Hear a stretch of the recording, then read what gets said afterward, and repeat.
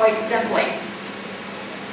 Return on investment. That's something that a banker is going to want to see. They're going to want to see if they invest a certain amount of money, or if you invest a certain amount of money, at the end of a year, how much of a return or how much money will be earned based on that investment. This is something that your bankers can help you calculate. You don't have to try to do this one on your own, although it's relatively simple, but your banker can help you calculate some of these ratios. Cash flow. Cash flow is similar to operating expenses, except it brings in another dimension of time. It not only looks at how much money you need each month, but it looks at when you expect your revenue to come in relative to when you have to pay money out. And you need money coming in before you can pay it out. It's actually possible for a small business to go broke making money. If you don't make enough money early enough before you have to pay your expenses, you can go out of business even though you have a profitable idea and you're making money, but if you're not making money when you need to relative to when you need to pay the money out, you may go out of business. So a cash flow looks at that. And again, this is something that a banker can help you work that out. They can help you go through the exercise of constructing your cash flow. Projected income statements. This also a banker can help you with, or an accountant. An accountant can actually be your best friend. Having an accountant work with you to track all of your expenses, to set up the accounting records, the bookkeeping records, can be one of the smartest things that you do as a small business, even when you're a very small business. And your accountant can help you, can actually do the projected income statements for you. An accountant can help you calculate your break-even point, which is how many products or services you have to deliver, you have to sell and deliver in order to just break even so that your revenue meets your expenses. And that's a very important number to calculate, because then you have to compare that volume, that break-even volume, with your production capabilities. Do you have the equipment and the space and the people to be able to produce the quantity that you have to reach break-even? If not, either you need to get more equipment, or you need to hire more people, or you need to change the way you go about doing business, or you need to find another business plan, another business idea. As the loaner, how much money you personally have. One of the cardinal rules in small business management is to keep your personal money separate from your business money, but this is one point where the banker is going to want to know how much personal money you have. And finally, you want to have a conclusion and a summary, just to wrap everything up in one final package. So these are the components of a business plan. And maybe in some cases it will just be a couple of paragraphs for each of these if you have a simple small business. Whereas if you have something more complicated, you may need to have several pages for each one of these. But the most important things are make it comprehensive.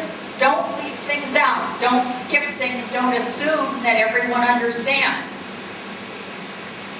Keep it simple and make it realistic.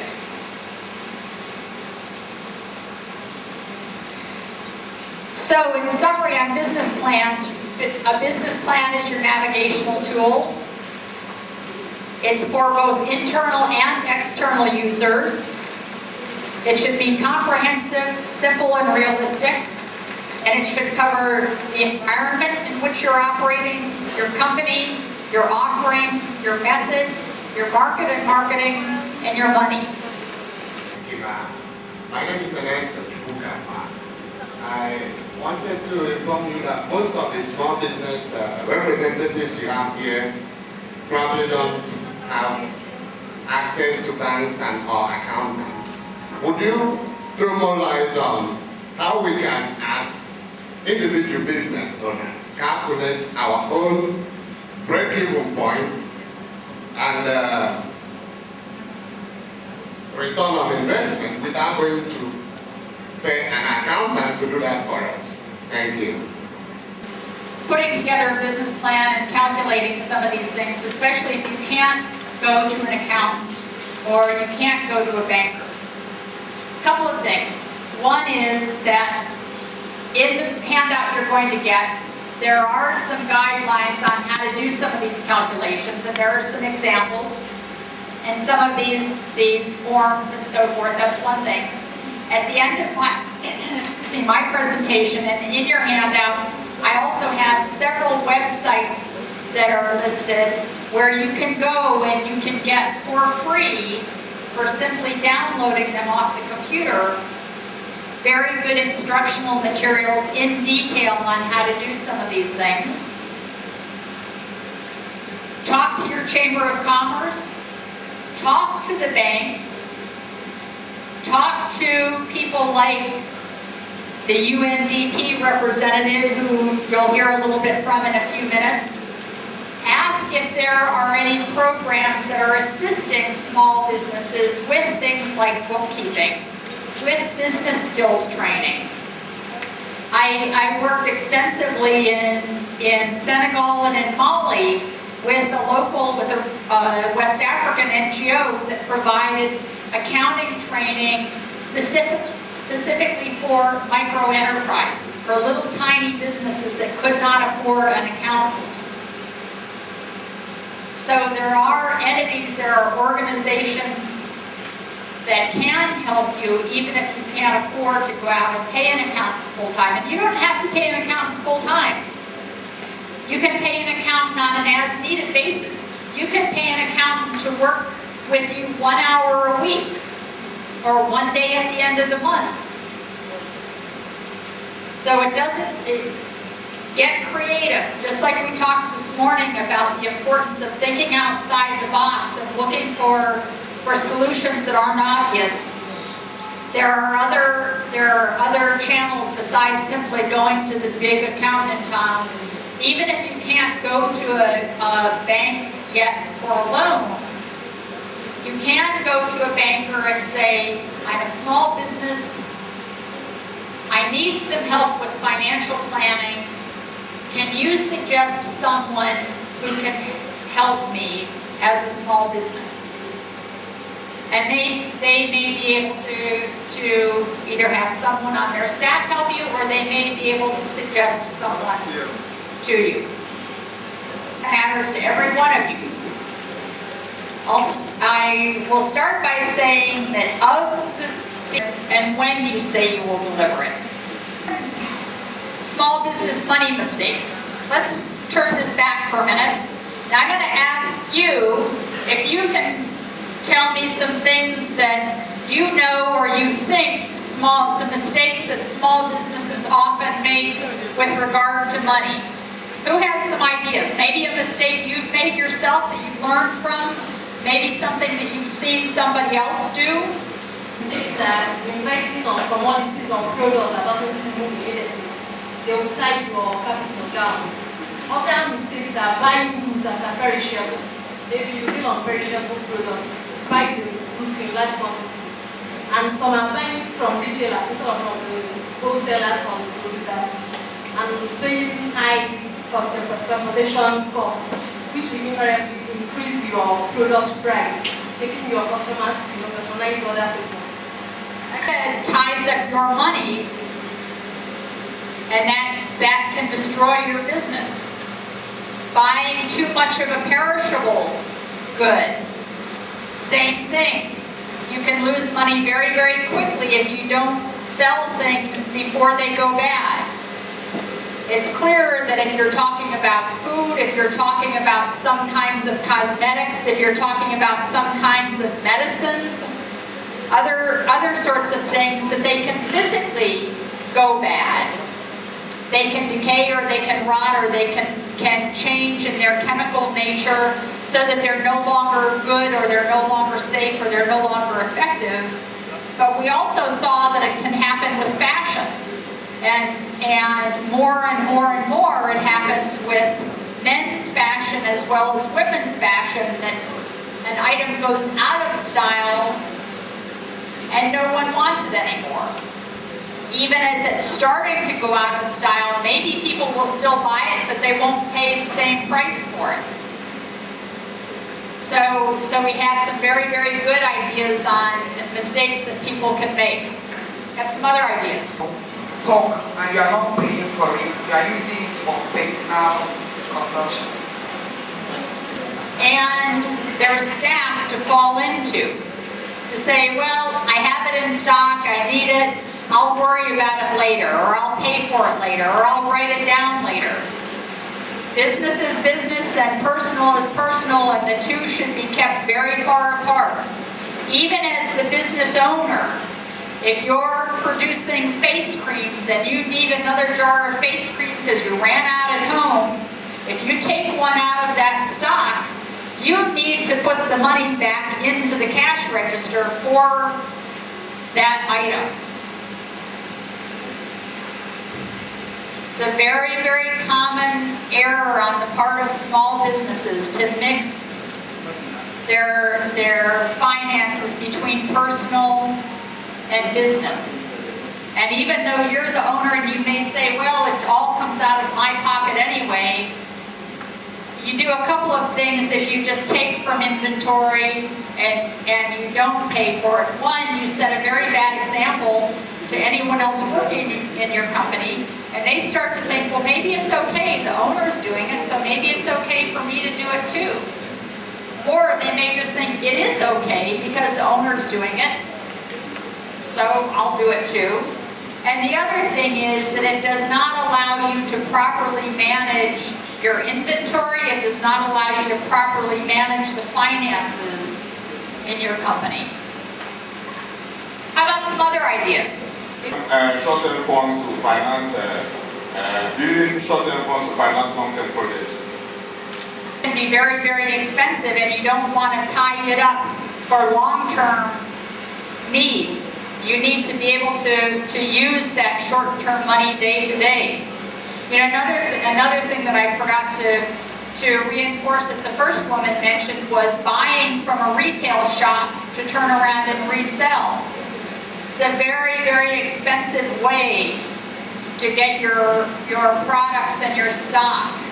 You need to be able to build your business to a point where you can buy in large volumes, where you can buy your raw materials or your goods if you're simply reselling at wholesale, so that you can get a better price, and you can either pass that savings on to your customers, making your products and your store more desirable, or you can have a better margin for yourself and make a higher profit. Any other? Okay, we've got one over here.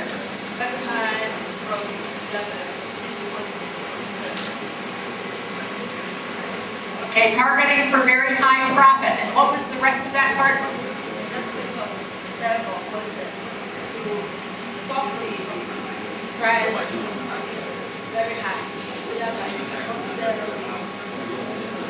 Setting your price higher than you can sell your products.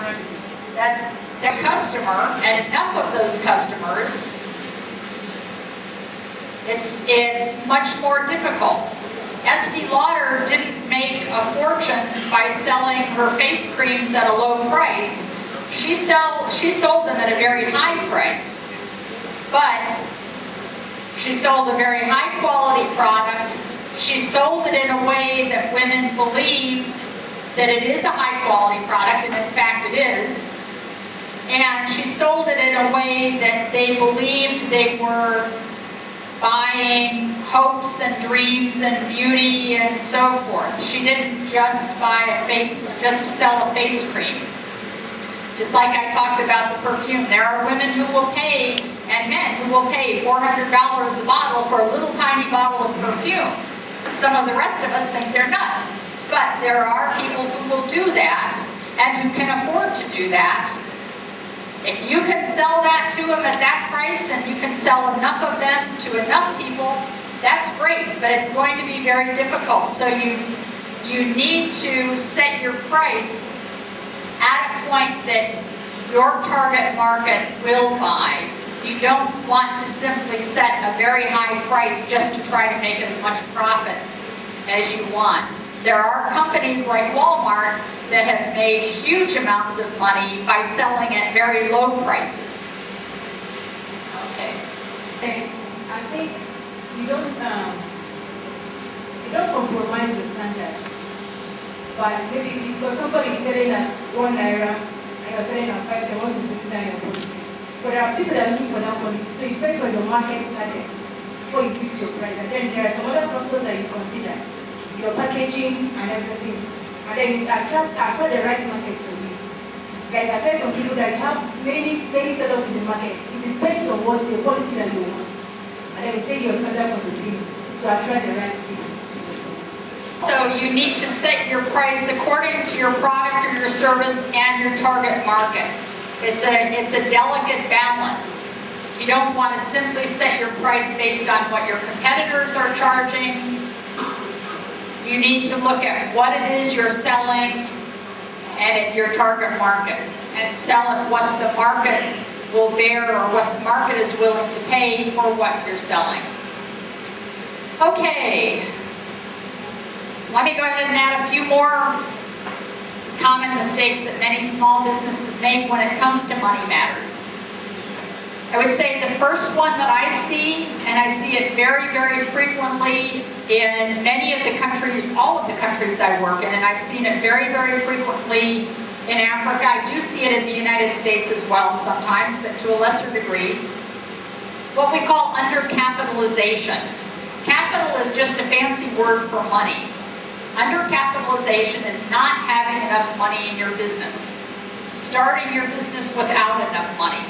There have been people who have been very successful who have started a business on $100 because that's all they had, and they had to make money because they had a family to support, whatever. There are months or sometimes years that it takes to build their sales volume high enough to become highly profitable. In the bank, before you start a new business, by the first month, they may not even buy the first 6 months. There is almost always the lag time between when your revenue starts coming in. Pay immediately. If you're selling retail, unless you offer credit to your customers, which I don't advise, the minute your customer selects an item and pays for it, you have money in your company.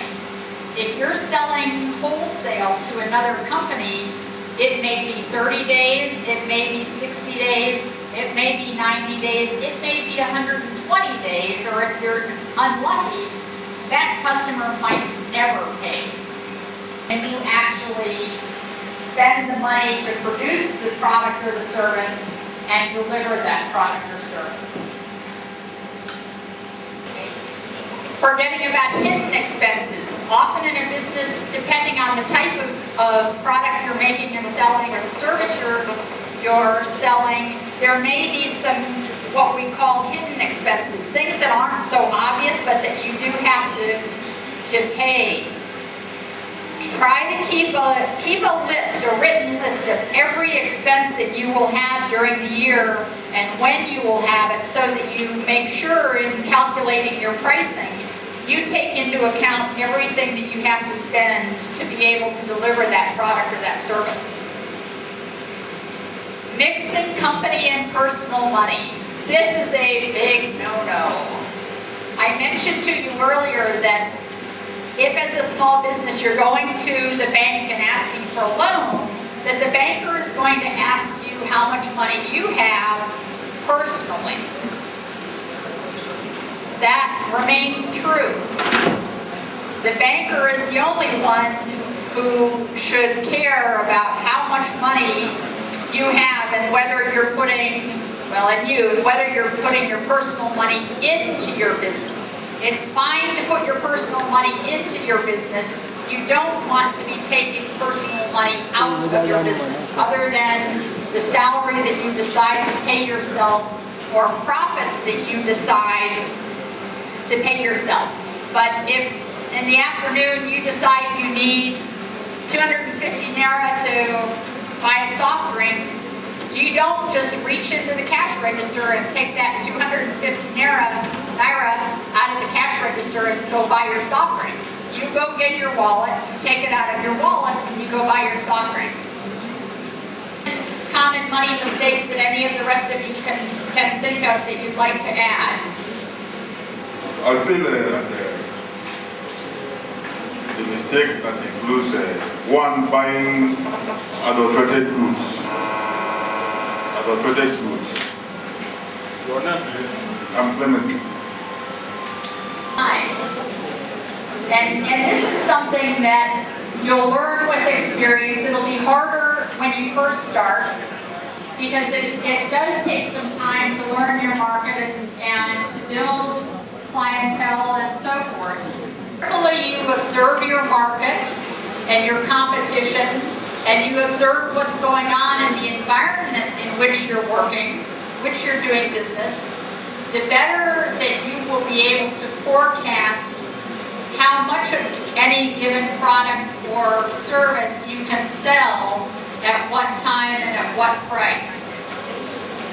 And the better you will get at identifying at what point you need to start reducing the price or promoting your product or your service in some other way so that it sells quickly before it does become obsolete. Inventory from what is called in the retail industry shrinkage. What is shrinkage? You know how when you buy a cotton shirt and you wash it in hot water and all of a sudden it's 2 sizes smaller? I've done it. That is shrinkage. Shrinkage in a retail business is when at the end of the month or the end of the year you have less money than you should, and or you have less stock than you should. And what are the reasons for shrinkage in retail? Who might have an idea of why you would have less than you should at the end of the month? Less money or less stock? Any ideas? Of shrinkage. What if you have an employee who every now and then just takes a couple of products, puts them in her bag or his bag, and takes them home at the end of the day and doesn't pay for them? Does that ever happen? It happens in the U.S. We're manufacturing something and the pieces get dirty, or they get broken, or they get torn, or they get damaged, and so you can't sell them or you can't use them.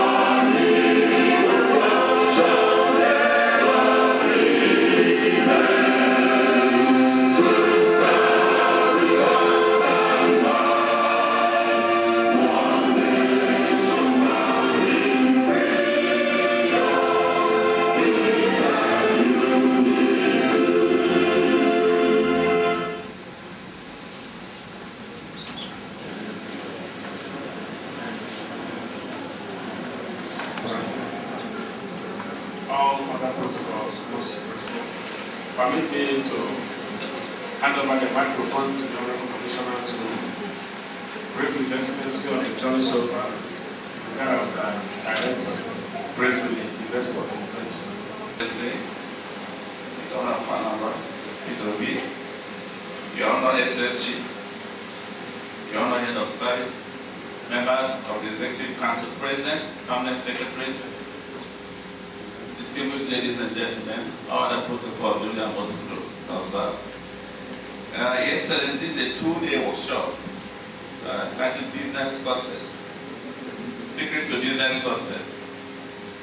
We've started, we're almost in the second phase of the program. And then we've had our lunch break. This is more or less the concluding part for today.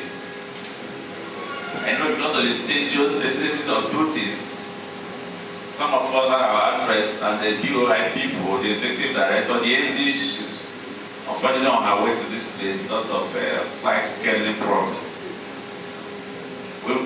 Before we started, we got a consent to proceed so that to enable you to attend to other functions, the state functions. We shall now formally invite you to declare the workshop formally open. Thank you, Excellency.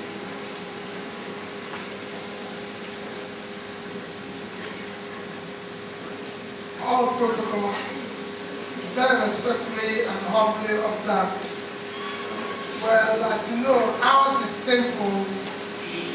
For the importance we have called to this boot camp, all the members of this school decided to be here to declare this workshop open.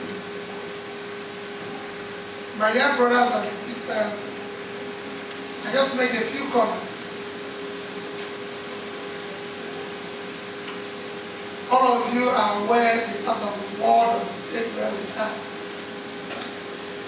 We are from the part of the world where people don't believe in planning. But all I can assure you today that those who have planned to fail. The most critical thing about success and building a better life is planning. It's like you build a house. The bricklayer is important, but the most important person is the architect. Man who designs, lady who designs the house. What you are doing here is designing your way to starting your own life. As somebody who started my life, like I say, throughout my history, I've not worked for anybody. I left school, I started my own business, a very small one, very difficult, very tedious, but I embraced one thing, knowledge. People were embracing physical capital. I embraced knowledge. That is what you are acquiring here. This bootcamp is important to us. We did it in conjunction with the Bank of Industry, which is an institution that today cares most of all the financial institutions about SMEs in Nigeria. SME is the engine that will propel this country, is the engine of the economy of any nation, and will be the engine of this economy. Don't be deterred by the difficulties we face today. Turn them into opportunity. Remain prayerful, remain committed. You find out that what you're learning today can change the future. Remain focused on the future. Don't think about yesterday. Don't think about today. Those who think about yesterday and today will miss tomorrow. Only tomorrow is Anambra. Focus on the future. Learn what they are doing here. And still every day, sit down, read some of this, read some of this. They even what is guiding me in doing my job as governor of the state. So mine is to declare this workshop open and continue to assure you that Anambra state government is committed to building a better state. As you know, we're investing in building an industrial park. We've just awarded a contract for construction of the road into the industrial park. We've applied to federal government. At the end of December, they will come into our export-free zone for inspection. Of course, we're cleaning up on it, as you can see. We're committed to turning into those good hold on that we have won. We're committed to turn around businesses in this part of the world by turning around the entire state. So the government is committed with our commitment is total. It's not just halfway. Rest assured, we're investing in different industries in terms of support, logistics, helping them access to funds. We've invested in Orient Petroleum, and I'm sure next year we're going to invest in other areas, in hotel, in industries, some of which you as SMU will be supplied to. Today, the federal government of Nigeria is trying everything possible to ensure that most of the components used in the oil industry and in assembly plants like Kaduna, the Pichu assembly plant, that they use about 70% local content. And all those industries are looking for SMEs to supply them basic parts, basic components. Some of you will be those companies that will supply that.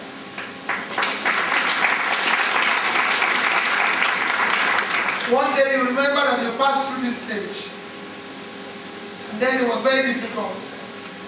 What you're learning here can change not just your life, but will change this state and change this country.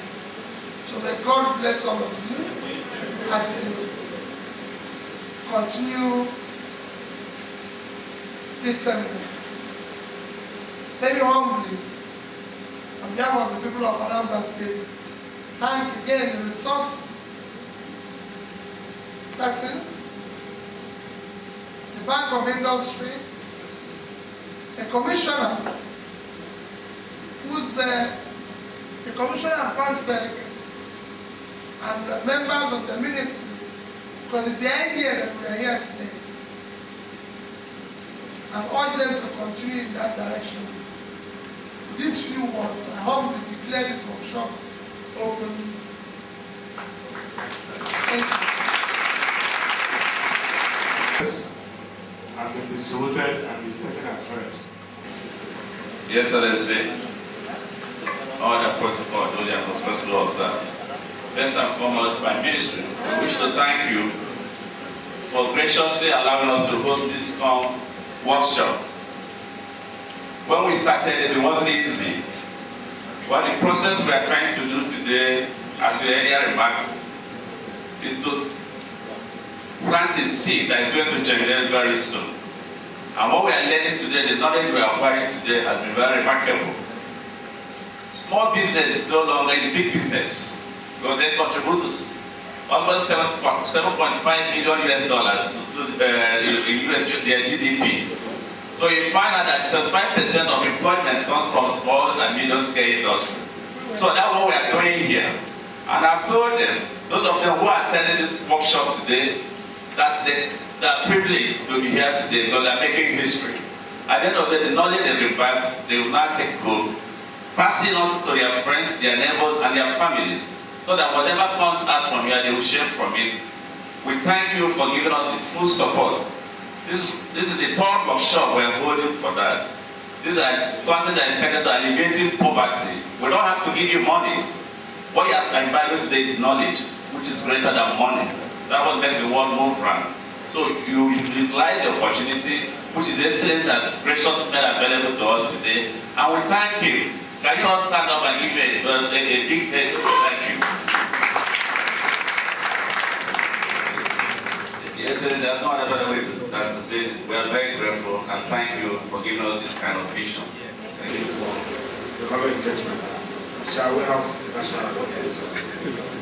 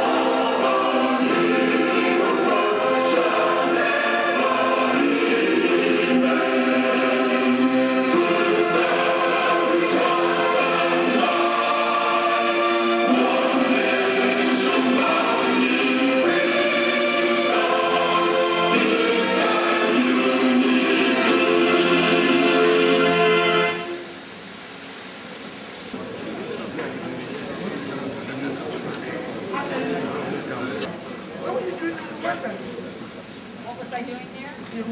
Small business training and evaluations. I'm from Elizabeth from General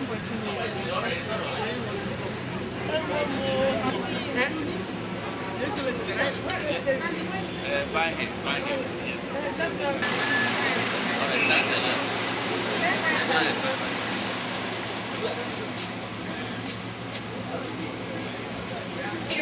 Your bookkeeping records, your financial records to another accountant once every 6 months or once a year, and will accept. Okay, insufficient capital.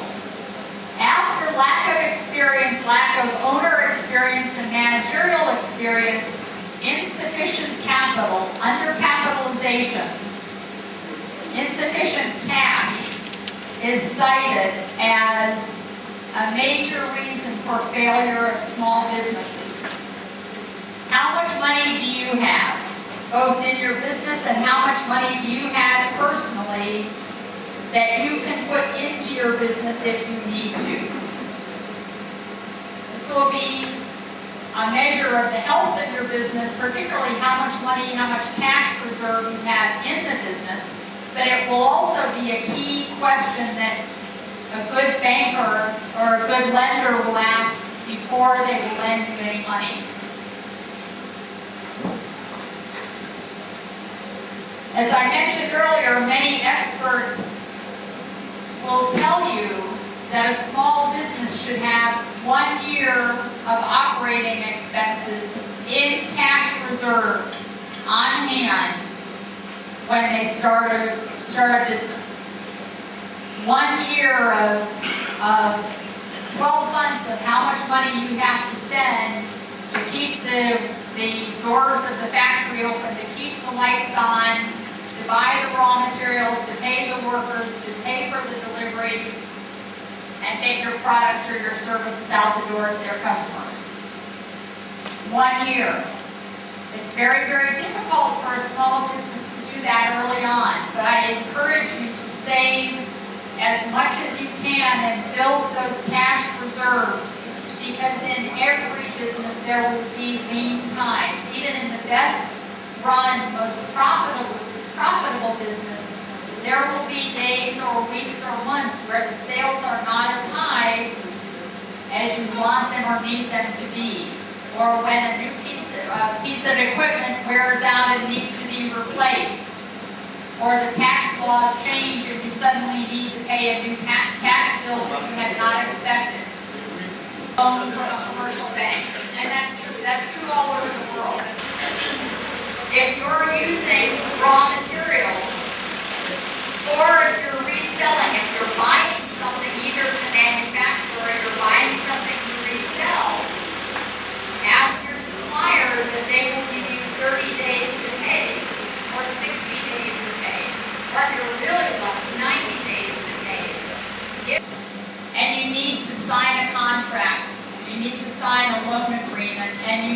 honor that agreement just as if you were borrowing from a bank. Just because that person is your brother or your uncle or your father or your mother or your daughter or your best friend or your neighbor, don't treat it like a personal relationship. Treat it like a business transaction. That's only fair to you and it's only fair to that individual. And all over the world, I'm sure in Nigeria included, you also have what we in the United States refer to as loan sharks. You have unscrupulous people who will readily lend you money, quite often as much as you need. They may even offer to loan you more than you need, more than you want. They will charge you very, very high interest rates. And if you don't repay, they will be very, very severe with you. If an offer is too good to be true, don't take it.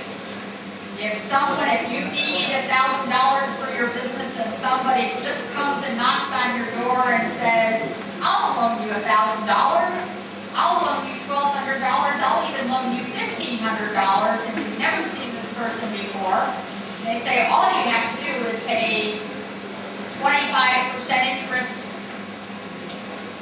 35% interest. Be very, very careful. A loan shark, we call them loan sharks in the United States for a very good reason. They will eat you alive like a shark will if you do not pay. No forgiveness from a loan shark. Okay,